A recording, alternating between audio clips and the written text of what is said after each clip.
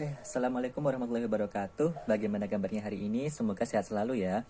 Oke, pada pertemuan kali ini kita akan membahas tentang respon bangsa Indonesia terhadap pendudukan Jepang di Indonesia pastinya ya. Nah, seperti apa toh respon bangsa Indonesia terhadap pendudukan Jepang? Kita akan belajar perlawanan-perlawanannya seperti apa akan kita pelajari pada pertemuan kali ini. Dan silakan nanti dipelajari, jika ada yang ditanyakan silakan bisa bertanya ya. Oke, langsung saja. Kita yang pertama ialah belajar tentang perlawanan rakyat Aceh. Nah, jadi perlawanan rakyat Aceh ini ada beberapa faktor, yaitu yang pertama menentang Sekere. Nah, menentang Sekere itu apa tuh? Jadi Sekere itu kayak ini ya, menghormat. Jadi membungkukkan badan ke arah matahari terbit untuk menghormati Kaisar Jepang gitu, namanya Sekere. Otomatis kegiatan Sekere ini kayak bertentangan dengan ajaran agama Islam gitu ya. Ya akhirnya di tahun 1942 di Chot Pleng Bayu dekat Lok Sumawe ada perlawanan menentang Sekere ini yang dipimpin oleh Tengku Abdul Jalil. Nah, kemudian juga ada perlawanan pasukan Gyugun menentang praktek eksploitasi Jepang. Karena kan pada masa itu kan Jepang sangat mengeksploitasi sumber daya, baik sumber daya alam maupun sumber daya manusia di Indonesia. Tentunya untuk kepentingan Perang Asia Timur Raya. Nah, makanya pada November 1944 ada perlawanan yang dipimpin oleh Teku Hamid. Di sini ya, perlawanannya seperti itu. Ini perlawanan rakyat Aceh gitu. Nih, kita lanjut. Nah, kemudian yang kedua ada perlawanan rakyat Singaparna. Jadi perlawanan rakyat Singaparna ini juga hampir sama, yaitu menentang adanya Sekere dan pengerahan terhadap Romusa. Jadi ada kerja paksa itu juga ditentang gitu ya. Ini pada tanggal 25 Februari 1944 sampai dengan 25 Oktober 1945 yang dipimpin oleh Kiai Haji Zainal Mustafa. Nah ini ya, jadi pada tanggal 25 Februari 1944 ini terjadi perlawanan dan pertempuran ini terjadi setelah sholat Jumat. Nah tetapi ini ya, perlawanan ini dipimpin, ya ini Kiai Haji Zainal Mustafa ini membentuk pasukan tempur Sukamanah secara diam-diam. Jadi namanya pasukan tempur Sukamanah karena emang jadi daerah Sukamanah gitu ya. Nah, di sini pada pertempuran di tanggal 25 Oktober 1945 ternyata Kiai Haji Zainal Mustafa ini mengalami kekalahan dan harus ditangkap oleh pihak Belanda. Kemudian nanti dihukum mati di Jakarta gitu. Nih ya, jadi perlawanan rakyat Singaparna ini menentang adanya Sekere gitu. Tadi Sekere yaitu menghormat, membungkuk ke arah matahari gitu. Jadi kayak kesannya itu kayak menyembah di bawah matahari gitu ya. Jadi ini ditentang sama rakyat Indonesia. Kemudian selanjutnya ialah perlawanan rakyat Indramayu. Nah, perlawanan rakyat Indramayu ini juga hampir sama seperti perlawanan sebelumnya, yaitu menentang adanya pengerahan Romusa. Selain itu juga menentang adanya penyerahan pajak berupa ini ya, hasil pertanian padi. Nah, perlawanan ini terjadi pada April 1944 di daerah Karangampel, Sindang, Indramayu yang dipimpin oleh Haji Madrian ini. Nah, berawal dari daerah ini, Karangampel ini ya, ini perlawanan ternyata melebar ke daerah-daerah sekitarnya, yaitu di Cidemper dan Loh Bener. Jadi tidak hanya di Karangampel aja. Nah, di sini Jepang dalam menumpas perlawanan rakyat Indramayu ini, dia mengerahkan pasukan bersenjata lengkap untuk menumpas perlawanan.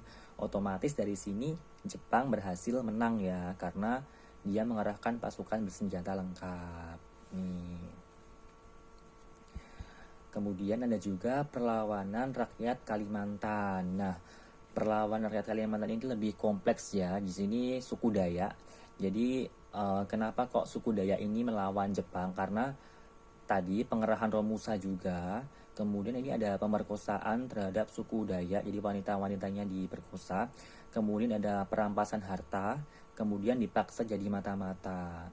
Nah, perlawanan ini terjadi pada Juli tahun 45 yang dipimpin oleh Pangsuma dengan teknik perang gerilya. Jadi di sini Pangsuma memanfaatkan daerah geografis Kalimantan yang banyak sungainya. Jadi mereka bergerak lewat sungai-sungai itu. Akan tetapi Pangsuma ini gugur terkena tembakan Jepang ketika pertempuran gerilya. Ini ya sayang sekali ya. Jadi memang kejam sekali di sini. Masyarakat Dayak dilakukan secara semena-mena seperti itu. Sangat tragis sekali ya Jepang terhadap bangsa Indonesia. Ya semua itu untuk kepentingan mereka sendiri, Jepang sendiri, yaitu untuk keperluan perang Asia Timur Raya. Kemudian perlawanan rakyat Papua. Jadi di sini kenapa tuh ada perlawan di Papua? Karena ada ketidakadilan yang dilakukan Jepang di Papua ya kayak tadi ya Romusa, kemudian penyerahan hasil pajak bumi gitu ya. Nah, di sini muncul gerakan Koreri di wilayah Biak dipimpin oleh Rum Korem. Jadi Rum Korem ini memimpin gerakan Koreri di wilayah Biak dan akhirnya ini ya dia berhasil mengusir Jepang dari Papua dari wilayah Biak. Karena memang memanfaatkan keadaan geografis Papua yang masih sangat kental dengan kondisi alamnya gitu ya, banyak hutan, banyak sungai, jadi dimanfaatkan untuk perang gerilya. Nah, sehingga Rum Korem ini bisa berhasil mengusir Jepang dari Papua, dari Pulau Biak ya khususnya, sehingga Pulau Biak ini merupakan daerah pertama yang bebas dari pendudukan Jepang gitu. Hebat banget ya di sini ya. Kemudian selain di daerah Biak, pertempuran ini meluas ke daerah Papua Selatan. Nah, di sini ada kegigihan rakyat Yapen Selatan yang dipimpin oleh Silas Papare. Silas Papare ini tokoh terkenal juga ya. Nah, tokoh yang sering kita temui. Di mana kita temuinya? Mungkin kalau bisa kita lihat di uang ya, mungkin ada tokoh Papua. Apakah itu Silas Papare? Nanti silahkan browsing-browsing Silas Papare itu seperti apa ya. Lanjut. Perlawanan peta di Blitar. Jadi peta atau pembela tanah air ternyata melawan atau memberontak, padahal peta ini adalah bentukan dari Jepang gitu, tentaranya Jepang. Kenapa kok peta memberontak? Jadi karena ada pemerasan ekonomi, kemudian ada pengerahan Romusa. Jadi peta ini tidak tahan melihat kesewenang-wenangan bangsa Jepang terhadap bangsa Indonesia gitu, melihat penderitaan rakyat Indonesia yang semakin parah, peta nggak sanggup gitu. Selain itu juga rendahnya status perwira peta. Jadi di sini selain sewenang-wenang terhadap bangsa pribumi, ternyata Jepang juga bertindak sewenang-wenang terhadap tentara peta gitu, diperlakukan tidak adil gitu, hanya dimanfaatkan sebagai bahan militer aja, tapi tidak adil dalam pemberian subsidi dan sebagainya. Ini terjadi pada 14 Februari 1945 dipimpin oleh Sodanko Supriyadi, dan pada tanggal 29 Februari 1945 dibantu oleh Sodanko Muradi. Sodanko ya, ini ada tipe dikit. Nah, perlawanan peta ini terhadap Jepang dinamakan pemberontakan tentara peta Blitar. Sodanko itu apa? Sodanko itu adalah sebutan untuk komandan peleton tentara peta. Jadi kan tentara peta itu ada banyak tingkatan-tingkatannya. Nah, Sodanko ini adalah komandan peleton. Jadi Supriyadi dan Muradi ini adalah komandan peleton tentara peta. Biasanya di sini lulusan sekolah menengah ya, sekolah menengah atas atau kejuruan dia lulusannya biasanya. Nih, perlawanan peta di Blitar. Selanjutnya juga ada ini selesai ya, jadi perlawanan udah selesai. Selanjutnya kita ke dampak pendudukan Jepang di Indonesia. Ada berbagai dampak pendudukan Jepang di Indonesia, di antaranya pertama di bidang politik. Nah, di bidang politik ini ada ini ya, jadi banyak organisasi-organisasi politik yang dibentuk oleh Jepang, dan banyak pula organisasi-organisasi politik yang dihapus oleh Jepang gitu. Jadi organisasi yang dibentuk pada masa Belanda itu semua dihapus gitu, kecuali MIAI atau MIAI gitu. Karena MIAI ini organisasi keagamaan. Nah, untuk menarik hati masyarakat Indonesia di bidang keagamaan, makanya Jepang tidak menghapus MIAI ini, justru mengubah namanya menjadi Masyumi nanti ya. Kemudian ini ya juga dibentuk organisasi yang dipimpin oleh bangsa Indonesia seperti Putra, Cho Sangiin atau Dewan Pertimbangan Pusat, dan Cui Sangikai atau Dewan Pertimbangan Daerah. Kemudian Himpunan Kebaktian Jawa. Jadi organisasi ini anggota-anggotanya diantaranya adalah orang-orang Indonesia, bahkan ketuanya orang-orang Indonesia gitu. Tujuannya juga apa? Untuk menarik bangsa Indonesia juga gitu. Oh ternyata ini yang ngetuai itu bukan Belanda, tapi yang mengetuai itu orang-orang Indonesia, walaupun bentukan Jepang gitu. Kemudian di bidang birokrasi dan militer, jadi di sini di bidang birokrasi pun juga sama ya, sama di bidang militer, semuanya dihandle oleh pihak Jepang semuanya. Bahkan di sini ada sedikit keuntungan di bidang militer. Jadi pelatihan militer yang Jepang berikan kepada masyarakat Indonesia ini dimanfaatkan masyarakat Indonesia terutama dalam perjuangan kemerdekaan. Jadi militer-militer latihan dasar kepemimpinan, persenjataan dan perang itu mereka manfaatkan untuk kepentingan kemerdekaan Indonesia kelak nanti. Nih. Kemudian di bidang ekonomi, nah di bidang ekonomi ini tentunya sangat parah banget ya, karena Jepang ini melakukan eksploitasi ekonomi, dipaksa menanam tanaman jarak karet dan kina, dan ini dipaksa untuk penyerahan harta benda dan hasil bumi ke Jepang. Tidak ada ketentuan atau kebijakan Jepang untuk memperbaiki sumber daya alam. Berbeda dengan Belanda ya. Kalau Belanda dulu kan ada namanya itu kebijakan-kebijakan politik etis maupun kebijakan tanam-tanam paksa itu, tapi kebijakan-kebijakan itu juga ada perbaikan sumber daya alam gitu ya. Tapi di sini benar-benar Jepang itu menguras habis sumber daya alam Indonesia, tidak tidak disisakan gitu ya. Ini bahkan di sini masyarakat Indonesia pun harus mengenal namanya bubur perjuangan atau bubur Asia Timur Raya. Jadi makanannya itu nasi, nasi dicampur dengan jagung atau kadang singkong, kedelai atau palawija. Jadi kayak bubur gitu. Nah, dan ini makanan ini justru yang mengenalkan bangsa Jepang sendiri. Kamu makannya ini aja, orang Indonesia makannya kayak gini gitu justru. Ya, kasihan banget ya. Karena memang keadaan ekonomi yang sangat sulit pada waktu itu. Bahkan diperparah dengan harus kerja paksa Romusa, sehingga masyarakat Indonesia banyak yang kemiskinan, banyak yang terserang penyakit gitu, kemudian banyak yang meninggal karena keadaan ekonomi yang sangat parah di sini ya. Tuh, nah, parah banget ini, ekonominya dikuras habis untuk kepentingan Jepang dalam perang Asia Timur Raya. Tidak ada itikat untuk memperbaiki sumber daya alam, bahkan sumber daya manusia. Kemudian di bidang sosial, nah di bidang sosial juga sangat parah banget ya di sini ya. Jadi dia membentuk tonari gumi atau kayak kakak, kumpulan kepala keluarga kayak RT gitu. Kemudian ada juga pengerahan Romus atau Romukyoki, dipaksa untuk kerja paksa. Nah selain itu juga dijadikan Jugun Ianfu atau wanita penghibur. Jadi parahnya ini ya, jadi wanita-wanita Indonesia, perempuan-perempuan itu dijanjikan untuk bekerja, gitu ya, tetapi ternyata dibohongi, dijanjikan untuk jadi guru, dijanjikan jadi perawat, ternyata dibohongi, malah dijadikan seorang Jugun Ianfu atau wanita penghibur. Nah wanita penghibur ini ya, jadi ketika tentara Jepang perang itu kan untuk memuaskan nafsunya dia memanfaatkan Jugun Ianfu orang-orang Indonesia, dipaksa gitu ya, jadi tentara Jepangnya dipaksa seperti itu. Kemudian ada perubahan stratifikasi sosial, ini tujuannya juga untuk menarik hati bangsa Indonesia. Nah kan pada masa Belanda gitu ya, orang-orang pribumi itu dalam posisi paling bawah. Jadi orang-orang tingkatannya itu orang-orang Belanda dulu, kemudian orang Asia Timur, orang timur asing, kayak orang Cina, India, Arab gitu masuknya orang-orang Asia ini.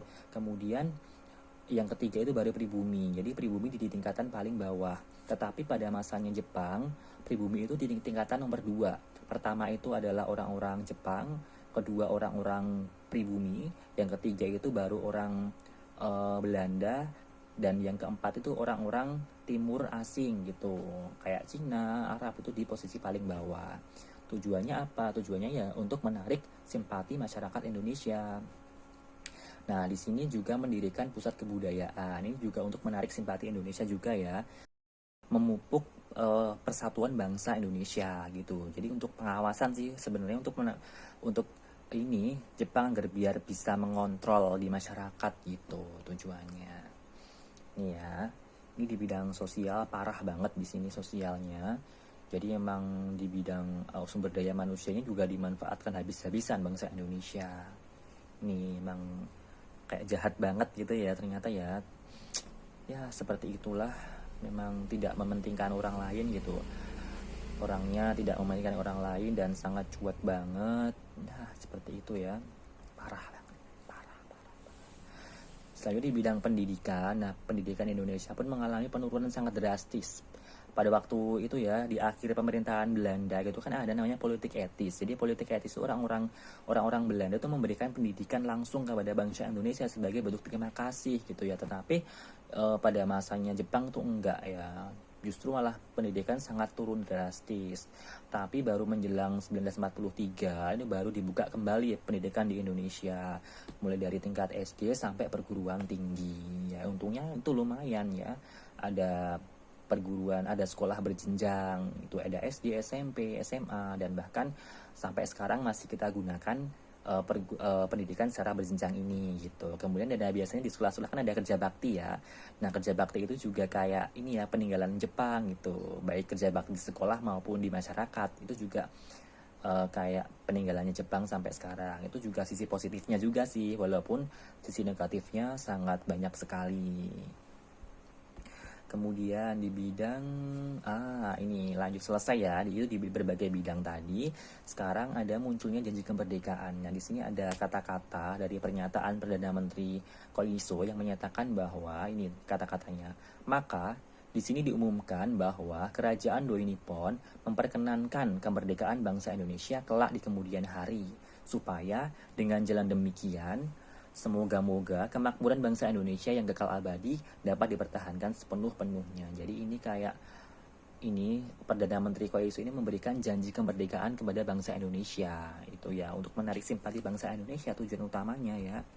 Itu. Nah, pemberian janji kemerdekaan ini disampaikan pada waktu ini ya, sidang Teigoku Ginkai atau Parlemen Jepang ke-85 di Tokyo pada tanggal 7 September 1944. Tuh diucapkannya seperti itu.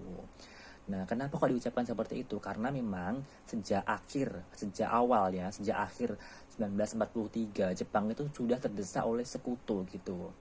Jadi sudah kewalahan, udah mau kalah lah intinya. Bahkan pada 1944 banyak wilayah Jepang itu jatuh ke tangan sekutu gitu. Jadi udah terlihat kekalahannya. Nah, janji kemerdekaan ini dimanfaatkan Jepang supaya masyarakat Indonesia tetap mau membantu Jepang gitu.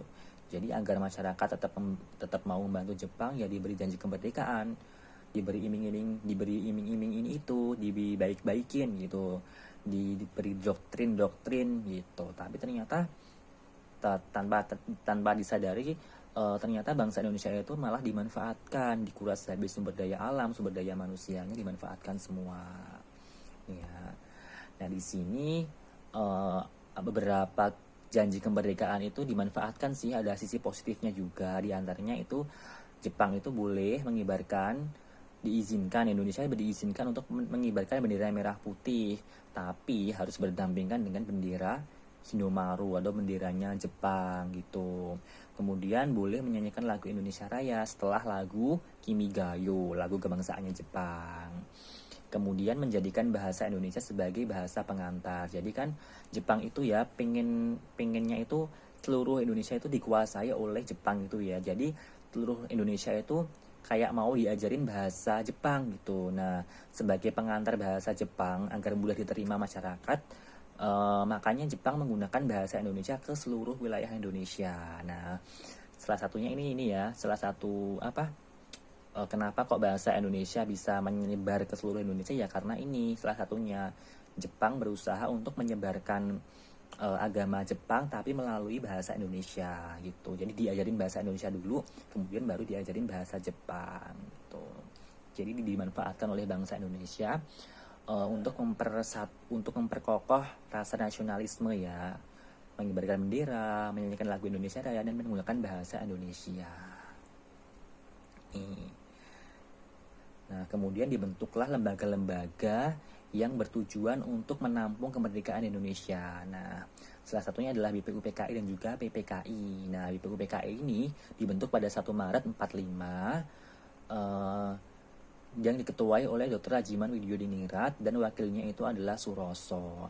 Anggotanya adalah 60 orang Indonesia dan 7 orang Jepang sebagai anggota istimewa. Ini ya. Jadi tujuan utamanya BPUPKI ini dulu itu pada rapat pertama menghasilkan ini ya, membentuk dasar negara gitu, membentuk dasar negara yang diusulkan oleh 3 tokoh, yaitu adalah Muhyamin, Supomo dan Soekarno. Nah, nanti ini ya silahkan untuk dihafalkan ya, mungkin ya diingat-ingat.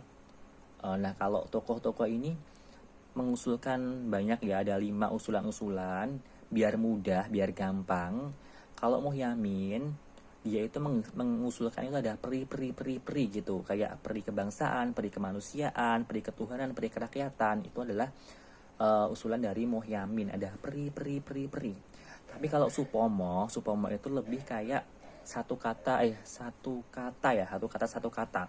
Misalnya ini ada persatuan, kekeluargaan, keseimbangan lahir batin, musyawarah, keadilan sosial. Jadi ada satu kata, persatuan, kekeluargaan, itu Supomo. Nah, kalau Soekarno itu lebih dari satu kata, biasanya 2 kata atau lebih.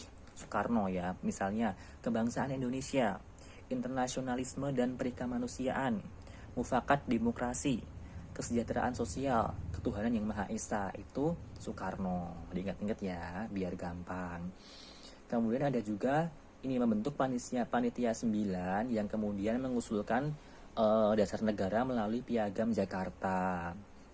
Nah, Piagam Jakarta itu kayak bunyi Pancasila sekarang ya, hampir sama dengan bunyi Pancasila sekarang yang diganti cuma nomor 1 gitu. Ini panitia 9 itu saya singkat menjadi Sumuh Makar Bawa Sabitnya. Sumuh Makar Bawa Sabitnya. Jadi Soekarno, Sumuh itu Soekarno dan Muhammad Hatta.